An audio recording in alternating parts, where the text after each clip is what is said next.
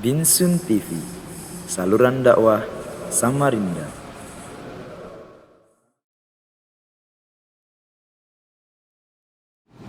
Assalamualaikum warahmatullahi wabarakatuh. Alhamdulillah rabbil alamin, assalatu wassalamu ala rasulillah wa ala alihi wa ashabihi wa man tabi'ahum bi ihsanin ila yaumiddin. Ya ayyuhalladzina amanu taqullaha haqqa tuqatih wa la tamutunna illa wa antum muslimun. Ya ayuhan nasu taqu rabbakum alladhi khalaqakum min nafsin wahidah wa khalaqa minha zawjaha wa batha minhuma rijalan katsiran wa nisaa'a wattaqullaha alladhi tasaaluna bihi wal arham innallaha kana 'alaykum raqiba.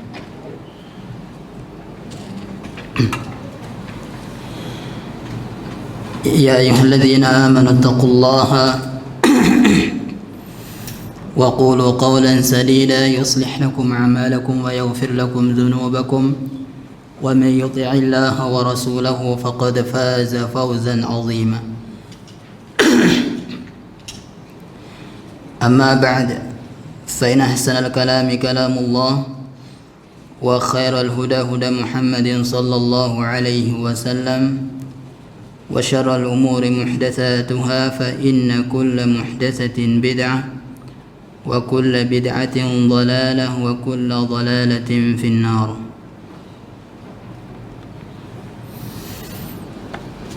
Ma'asyiral muslimin wal muslimat yang semoga dirahmati Allah tabaraka wa taala. Pada malam hari ini kembali kita akan melanjutkan penjelasan singkat dari 40 hadis yang berkaitan dengan hak-hak Allah Subhanahu wa taala atau tauhid uluhiyah. Hadis yang ke-11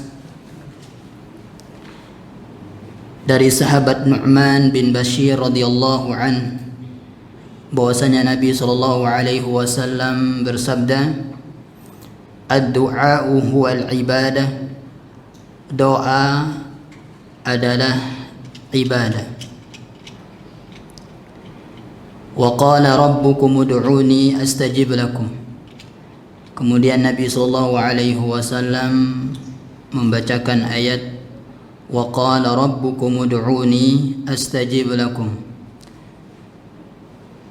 Dan Rabb kalian berkata, berdoalah kepadaku, niscaya aku akan mengabulkan doa kalian.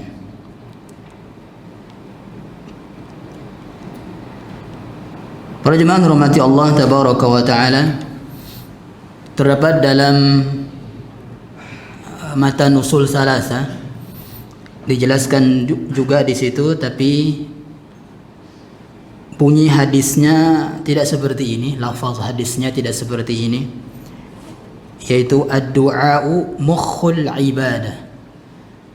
Nah, itu hadis yang didhaifkan oleh para ulama. Ad-du'a'u mukhul ibadah. Yang sahih adalah ini, ad-du'a'u huwal ibadah.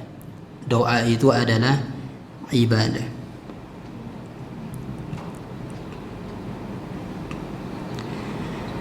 Nah, di sini pengarang menyebutkan bahwasanya ad-du'a huwa al-ibadah li'anna fihi al-ikhlasa wal-dhara'ata wal-imana wal-khudu'a. Doa itu adalah ibadah karena di dalamnya ada keikhlasan. Di dalamnya ada keikhlasan. Dan syarat yang terpenting ketika berdoa itu adalah ikhlas. Dan dalam semua ibadah tentu harus ada ikhlas. Bahkan orang-orang kafir pun, orang-orang musyrik jahiliyah dahulu, ketika mereka berdoa dengan ikhlas, minta kepada Allah semata, Allah kabulkan. Allah kabulkan. Ketika mereka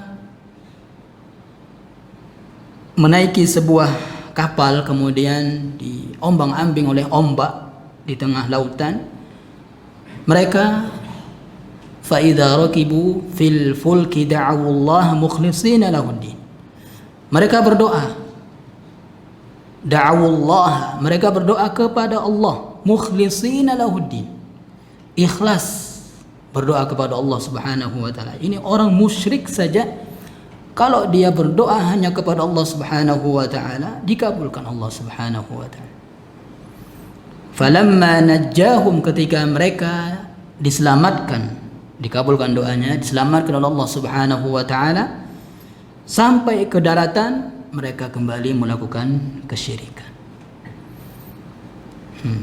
Terlebih lagi apalagi orang muslim. Apalagi orang muslim ikhlas kepada Allah Subhanahu wa taala.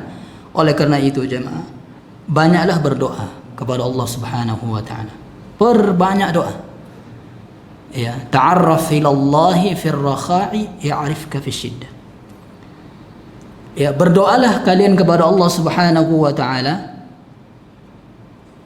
Ta'arraf ila Allah, kenalilah Allah. Maksudnya berdoalah, termasuk juga berdoalah kepada Allah Subhanahu wa taala di saat kalian sehat. Jangan hanya berdoa di kala sakit saja. Berdoalah kepada Allah Subhanahu wa taala di kala kita sehat. Di kala kita diberikan kelapangan harta oleh Allah Subhanahu wa taala, banyak doa. Jangan lupakan Allah Subhanahu wa taala. Ya'rifka fi syiddah. Dalam bahagia juga, ketika kita sedang bahagia, banyakkan doa, perbanyaklah doa.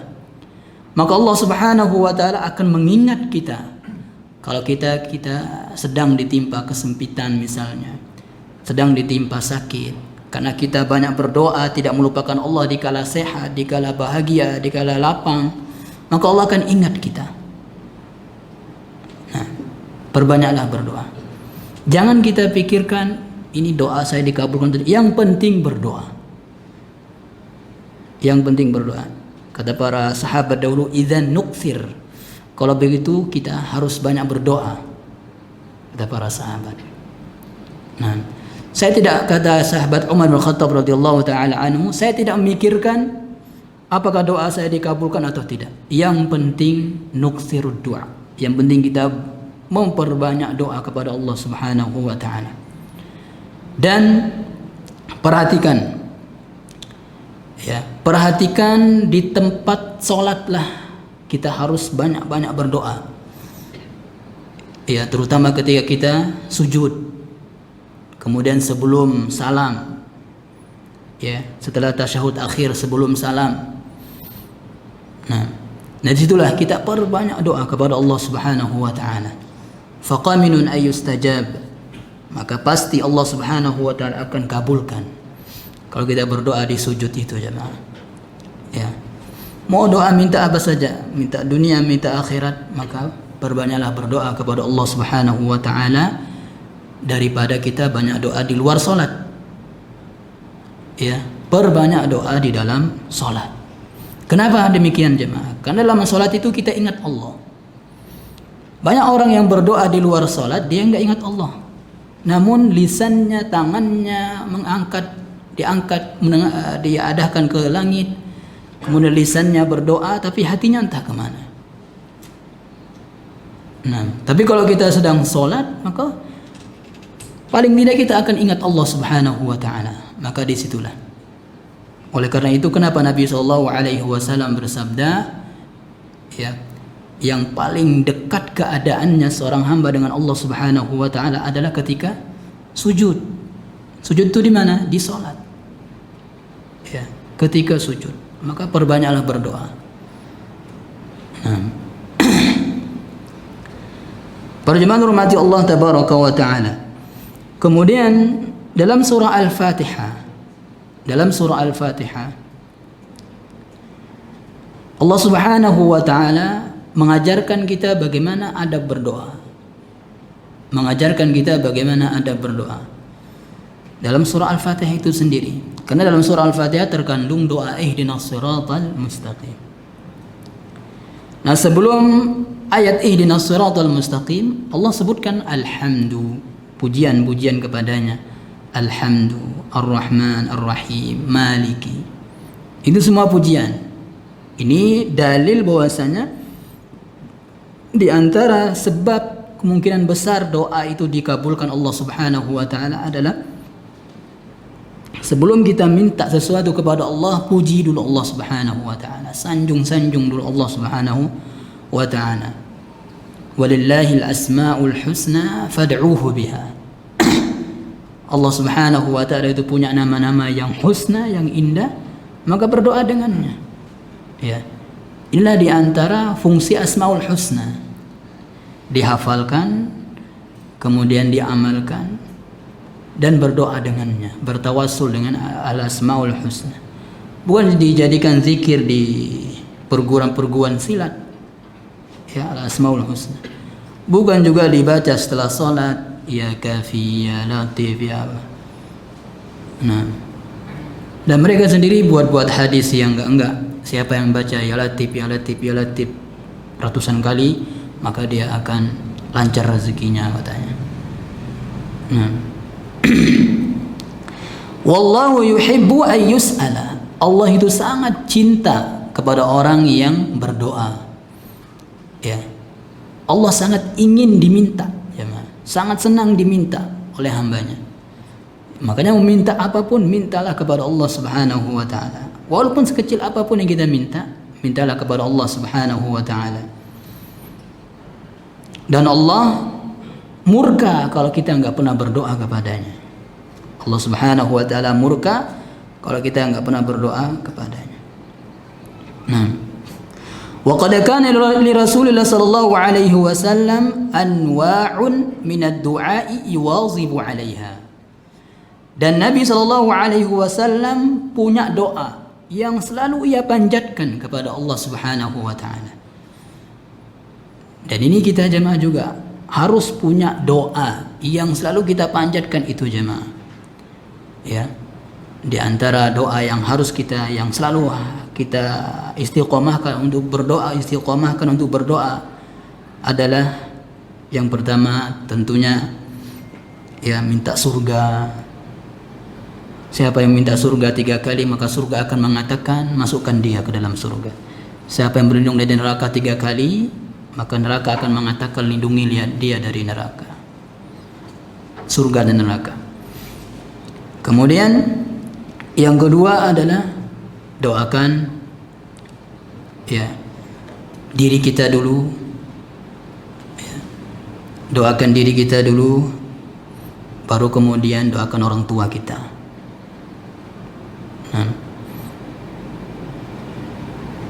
Kemudian setelah itu doakan guru kita.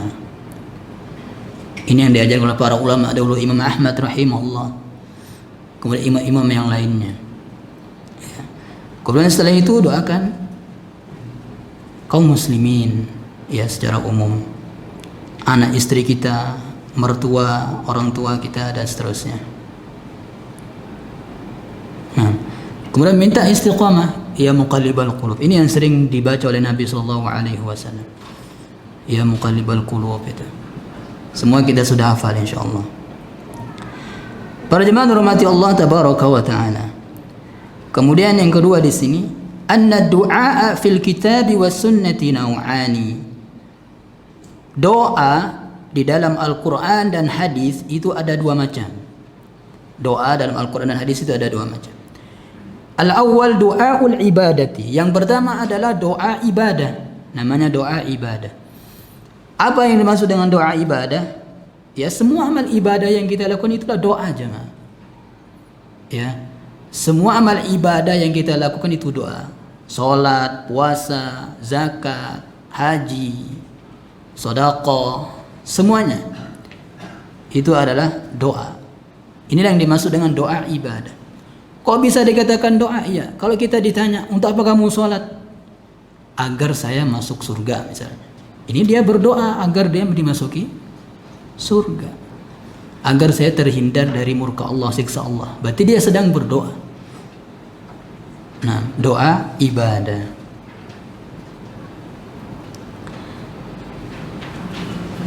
Kemudian yang kedua adalah du'aul mas'alati, doa masalah namanya. Doa masalah. Nah, doa masalah inilah yang kita mungkin sebagian kita inilah doa.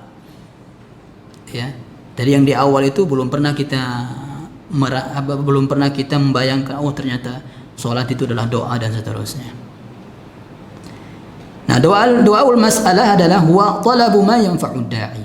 Ya, sebagaimana kita minta sesuatu, Allahumma ighfirli. Ini doa masalah namanya. Ya.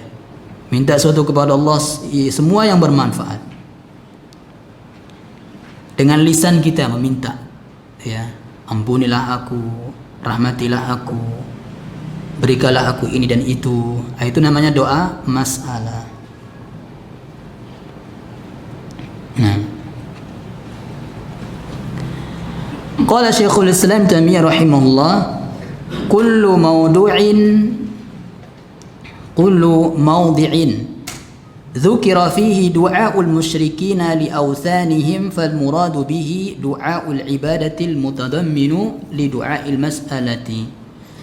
Semua tempat ya dalam Al-Qur'an atau hadis disebutkan doa orang-orang musyrik. Ya, doa orang-orang musyrik kepada berhala-berhala mereka. Maka yang dimaksud itu adalah doa ibadah dan doa masalah juga. Ya. Kan mereka juga bernazar. Nazar itu doa ibadah. Nazar kemudian nyembelih dan seterusnya, ya. Dan mereka persembahkan untuk berhala mereka. Berarti itu doa ibadah juga. Ya. Kemudian juga termasuk juga di dalamnya doa masalah. Doa masalah yaitu minta kepada berhalanya atau dijadikan sebagai tawassul atau perantara ya kepada Allah Subhanahu wa taala.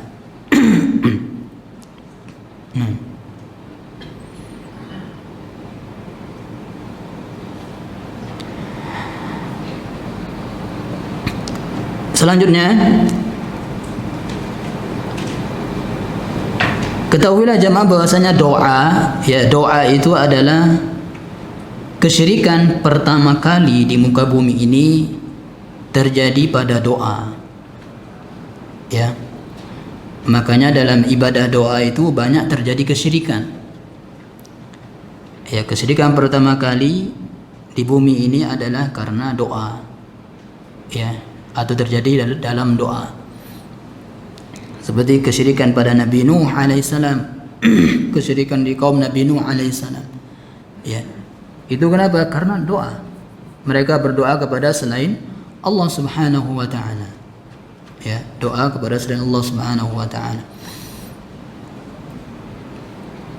Dan di akhir zaman juga demikian. Di saat-saat ini juga demikian. Ya. Mereka minta kepada selain Allah Subhanahu wa taala.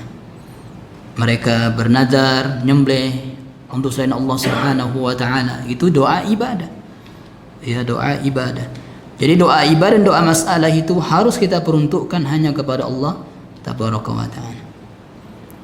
Nah, sehingga di sini doa kepada selain Allah Subhanahu wa taala itu dibagi menjadi beberapa macam. Yang pertama adalah asyirkul akbar. Termasuk syirik besar, yaitu doa kepada selain Allah Subhanahu wa taala. Yang permintaan itu, yang kita minta itu tidak ada yang bisa untuk memenuhi permintaan itu kecuali Allah Subhanahu wa taala. Seperti misalnya di sini ayyatluba min ahadin inzalal ghaithi awin najah. Dia minta kepada seseorang misalnya untuk menurunkan hujan. Tidak ada yang bisa menurunkan hujan kecuali Allah Subhanahu wa taala. Makanya kemarin ada pertanyaan, bagaimana hukum orang mengatakan wahai langit turunkan hujan, itu syirik besar. Ya, langit itu makhluk Allah Subhanahu wa taala. Atau dia minta kepada orang lain, kepada makhluk keselamatan dari api neraka. Tidak ada yang bisa kecuali Allah Subhanahu wa taala yang menyelamatkan. Nah, yang seperti ini syirik besar.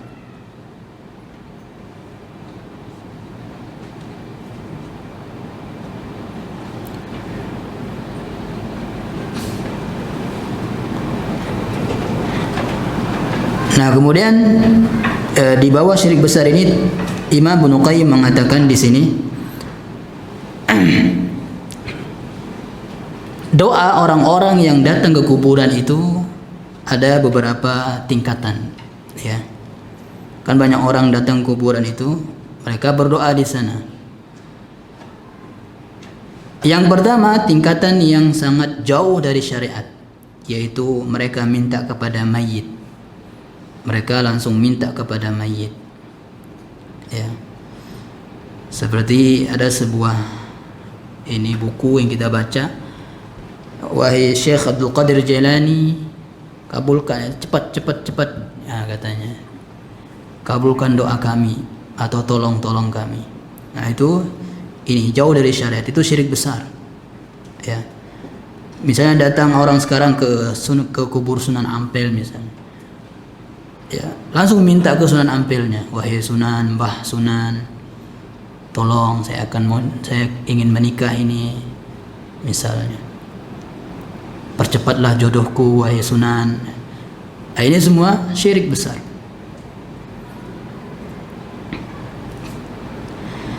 Kemudian tingkatan yang kedua,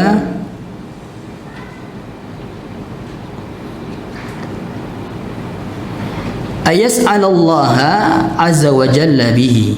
Dia masih minta kepada Allah tapi dengan perantara si mayit, ya, dengan perantara si mayit. Wa hadza yaf'aluhu katsirun minal mutaakhirin. Inilah yang dilakukan oleh kebanyakan orang-orang yang datang belakangan. Ya, sebagian di zaman sekarang ini yang dilakukan, kebanyakan mereka masih minta kepada Allah tapi dengan perantara si wali fulan, wali alan gitu. Wa huwa bid'atun bittifaqil muslimin. Ini bid'ah, sepakat para ulama. Ya, bid'ah. Makanya nggak bisa langsung divonis syirik orang-orang datang kuburan berdoa itu, jemaah. Ya, harus lihat dulu bagaimana bentuk doanya, apa yang diucapkan di sana. Jadi ada yang hukumnya syirik besar seperti tadi, ada juga bid'ah. Nah, kemudian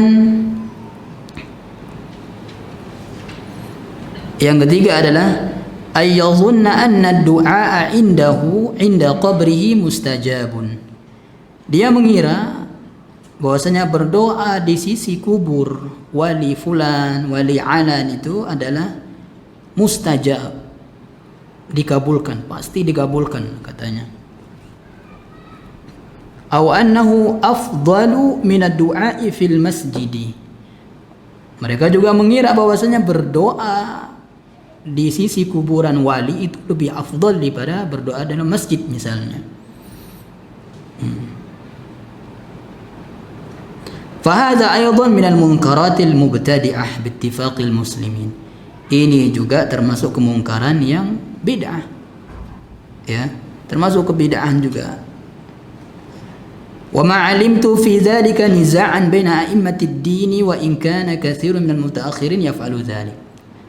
Kata Imam Ibnu Qayyim, saya enggak pernah mengetahui bahwasanya adanya perselisihan para ulama tentang hal ini.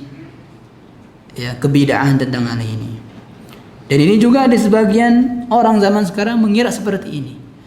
Mereka sampai-sampai berkorban, nabung berbulan-bulan terlebih dahulu untuk wisata religi, pergi ke kuburan-kuburan wali-wali di Jawa misalnya. Ya. Atau di sini juga banyak tinggal nyebrang misalnya. Padahal kemarin kita dengar cerita mereka sampai jatuh mobilnya juga, masih ada melanjutkan perjalanannya. Ya, mungkin mereka mengira ini ujian kita pergi ke kuburan wali. Ya. Nah, itu semua adalah bisikan-bisikan syaitannya. Nah, jadi yang seperti ini adalah bid'ah. Nah, sampai wa yaqulu ba'dhum, sampai ada yang mengatakan, sebagian mereka mengatakan qabru fulanin tiryaqun mujarrabun. Ya. Qabru fulanin tiryaqun mujarrabun. Kubur fulan ini ya tiryaqun, kalau kita berdoa di situ mujarrab pokoknya. Apa yang kita minta itu orang-orang minta di situ jadi kaya misalnya. Mujarrab itu. Nah, misalnya kalau ada yang demikian, benar-benar kaya setelah dia berdoa di kuburan wali itu misalnya, itu namanya apa? Istidrajun. Ya. Allah Subhanahu wa taala ingin orang itu terus melakukan kesyirikan itu. Ya, dia mengira kalau dikabulkan doanya di situ, oh ini benar katanya. Allah jadikan dia berpikir demikian. Dan ini bahaya istidraj itu jemaah. Ya, bahaya.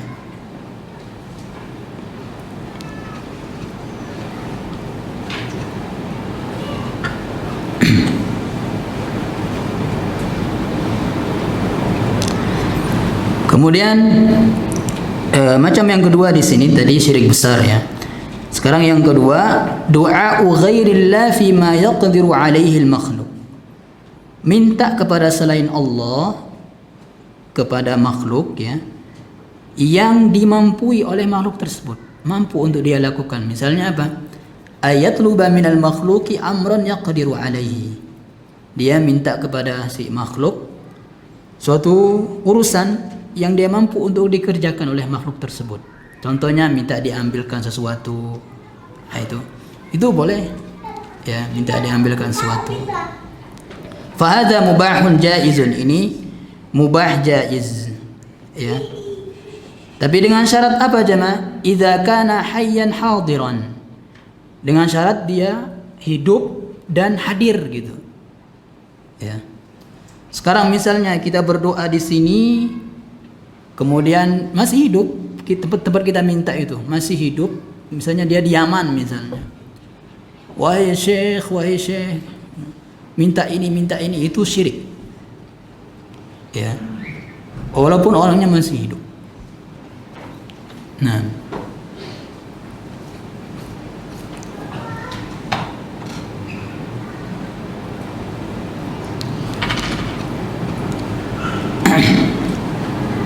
ini sedikit penjelasan tentang doa ya. Jadi kesimpulannya jemaah, perbanyak doa kepada Allah Subhanahu wa taala semata ya, dan ingat doa adalah ibadah kepada Allah Subhanahu wa taala, sehingga harus kita peruntukkan hanya kepadanya semata.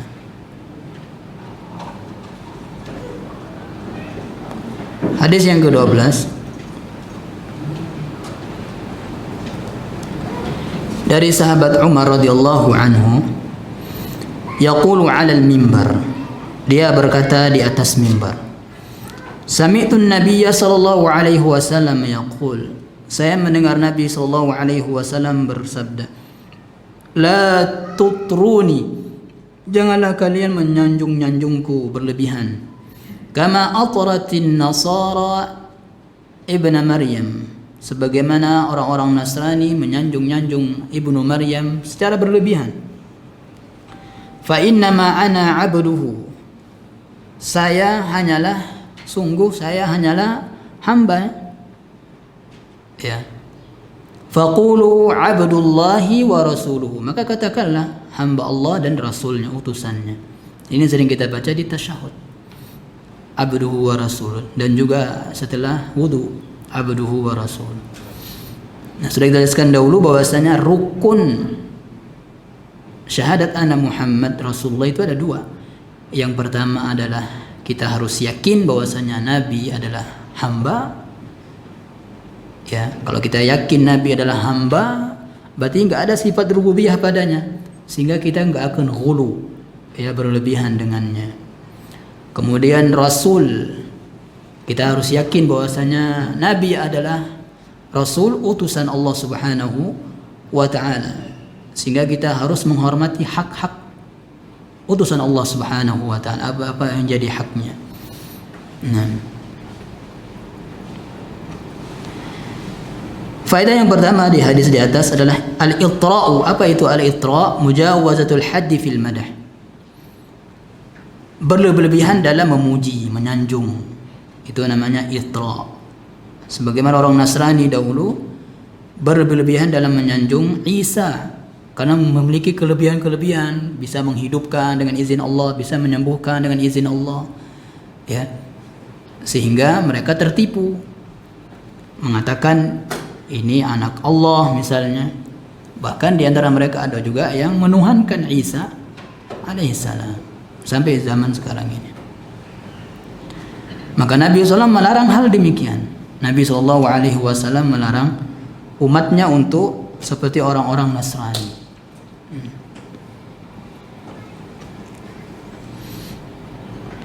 Kemudian faedah yang kedua,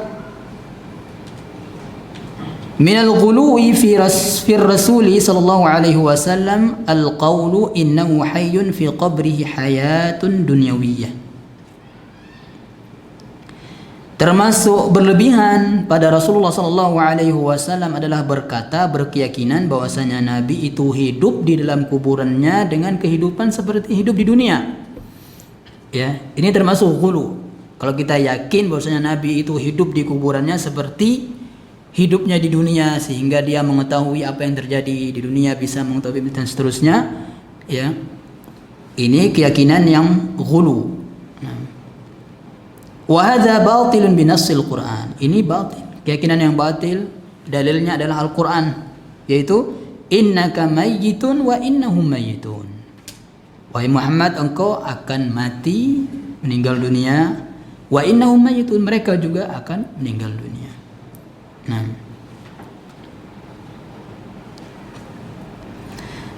wa ahlus sunnah ya'taqiduna anna ar-rasula sallallahu alaihi wasallam hayyun. Dan ahlus sunnah itu, ya, ahlus sunnah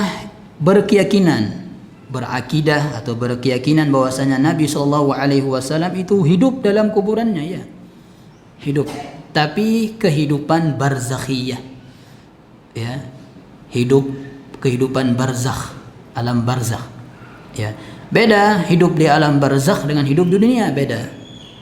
Nah, wala ya'lamu kaifiyataha illallah.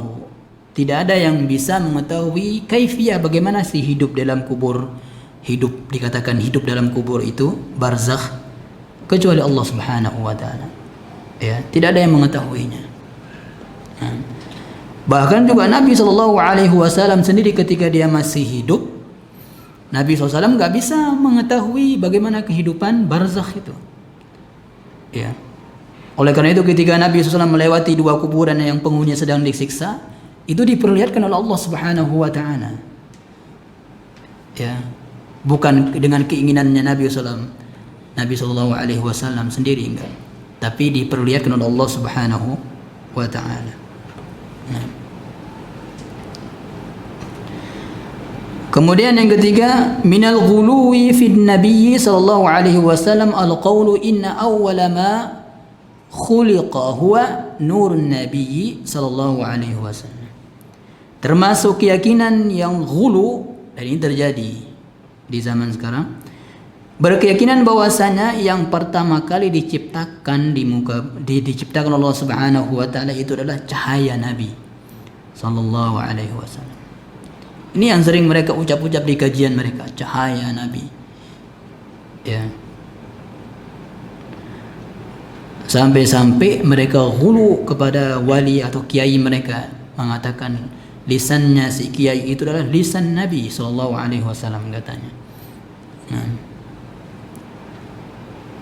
Wa hum ya'tamiduna ala haditsin makdzubin mansubin limusannaf. Ya. Mereka beriktimad, bersandar pada hadis yang makdzub, dusta. Hadis yang dusta. Ya. Jadi kalau ada hadis mengatakan nur Nabi itu dusta. Ya, hadisnya dusta. Yang mengatakan yang pertama kali diciptakan nur Nabi, nurun Nabi, cahaya. Ya, hadis dusta. Sedangkan Allah Subhanahu wa taala berfirman, "Qul innama ana basyarum mithlukum yuha ilayya." Qul innama, katakanlah wahai Muhammad, sungguhnya saya ini adalah manusia biasa. Mithlukum, seperti kalian juga, diciptakan dari tanah. yuha ilayya, namun kelebihan saya itu ada wahyu. Nah, itu kelebihan Nabi sallallahu alaihi wasallam dari kita, ya, utusan Allah Subhanahu wa taala. Adapun penciptaannya sama saja, ma basyarum mislukum, manusia seperti kalian juga. Nah, yang keempat, minal ghuluwi fin nabiyyi sallallahu alaihi wasallam qauluhum inna adama tawassala ila nabiyhi Muhammadin sallallahu alaihi wasallam. Termasuk ghulu dalam pada Nabi SAW adalah berkeyakinan bahwasanya Nabi Adam bertawassul kepada Nabi Muhammad sallallahu alaihi wasallam. Ya, dia minta untuk diampuni oleh Allah Subhanahu wa taala dengan cara Allah Subhanahu wa taala merintahkan kepada Nabi Adam, mintalah kepadaku ampunan agar aku mengampunkanmu dengan menyebut nama Nabi Muhammad sallallahu alaihi wasallam. Maka itu hadisnya juga makdzub, hadisnya juga palsu, ya, la yasihhu, palsu.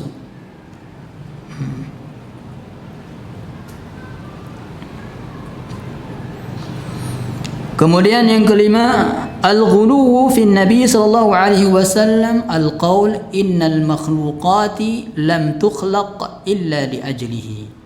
Sesungguhnya makhluk-makhluk ini, kita ini tidak diciptakan oleh Allah Subhanahu wa taala, ya, kecuali karena Nabi. Hadis palsunya adalah laulaka, ya, kalau bukan karena engkau, ya, lama khalaqtul aflaka, saya enggak akan menciptakan bumi atau makhluk kalau bukan karena engkau wahai Muhammad. Ini hadis palsu, ya, hadisnya palsu. Wallahu yaqul, sedangkan Allah berfirman, wa ma khalaqtul jinna wal insa illa liya'budun. Ya, hikmah kita diciptakan di muka bumi ini bukan karena Nabi. Nabi juga sendiri diciptakan untuk beribadah kepada Allah Subhanahu wa taala. Kita juga demikian, untuk beribadah kepada Allah Subhanahu wa taala. Nah, pokoknya apa yang jadi dalil mereka itu pasti ada bantahan-bantahannya dalam Quran atau hadis Nabi sallallahu alaihi wasallam. Dan ingat, ya, dalil-dalil yang semua sekarang orang-orang sesat, orang menyimpang itu yang mereka jadikan dalil, itu pasti mereka ngambil orang-orang terdahulu, dan semuanya itu sudah ada jawaban oleh para ulama kita dahulu. Kita tinggal baca aja, baca, sampaikan. Kemudian yang keenam, minal ghuluwi fi Nabi sallallahu alaihi wasallam annahu ya'lamul ghaiba, termasuk berlebih dalam pada Nabi sallallahu alaihi wasallam adalah yakin, berkeyakinan bahwasanya Nabi mengetahui perkara ghaib.